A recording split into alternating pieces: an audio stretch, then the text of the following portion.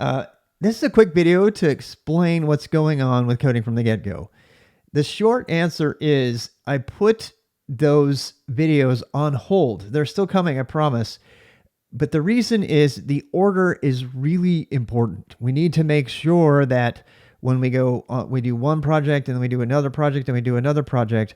And just so you know, those projects were based on this stepwise idea of learning different techniques in computer science that I have worked out, a lot in Python and in JavaScript. And the specific reason that I'm putting them on hold is because of the difference when we do it in Go. Let me be very specific here. So Go requires us to talk about functions much earlier than I ever did with Python or JavaScript. Python and JavaScript do not require a main function in order to work. So what happened, and you'll notice this, I floundered a little bit in those first two videos, and I had to make a decision. Do I continue to flounder through these really important beginning steps, or do we focus on some of the stuff that already assumes you know Go, which is what I'm doing now. I'm going to be doing, you can see this stuff on the screen. I'm going to be doing a project using some advanced techniques that assume you've already learned all of the earlier steps in the coding with the get-go. I know that's backwards, but it's it's ironic, but it's easier for me to cover stuff that assumes you already know most of Go. You've already been introduced to it, because then I don't have to be sure to get everything in order. So the reason, that's the reason. The reason that I put the brakes on it for a second is like, okay, this is not just a direct port from my Python and JavaScript to Go, because primarily I got pulled into talking about functions and arguments and return values and functional programming versus procedures and subroutines. These are all things that normally in the Python material that I've been doing for years, I haven't had to talk to until like the 5th or 6th or 7th lesson. Because there is no, that doesn't exist. There's this implied thing.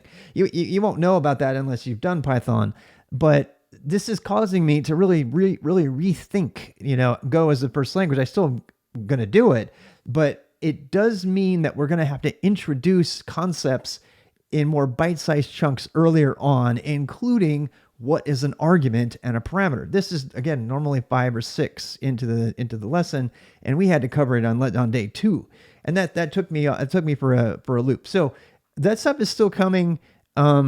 Rather than just not doing any videos on Go programming, I am still working on the book and everything.